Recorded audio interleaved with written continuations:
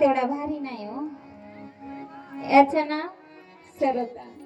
म्हणजे करायचं पण करून नाव ठेवायची. स्वतः घरी नातवंड मुलं बाळ झोपू देत नाहीत, शांत झोप लागू देत नाहीत, म्हणून इथं कथेला येऊन बसायचं.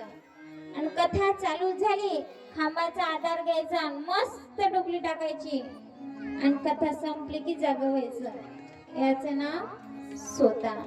श्रोता सरोता सोता हे प्रकार आहेत श्रोत्याचे. मग तुम्हाला कोणतं व्हायचं ते ठरवा तुम्ही.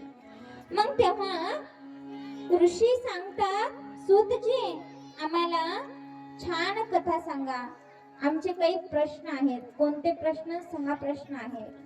पहिला प्रश्न, जीवाचं कल्याण कशात आहे? दुसरा प्रश्न, चिंतन आम्ही करायचं. तिसरा प्रश्न, देव एकच आहे तर जन्म का घेतो, का अवतार घेतो, परत परत का अवतार घेतो? असे बरेचसे प्रश्न कोणी विचारले? ऋषींनी सूतजींना विचारले.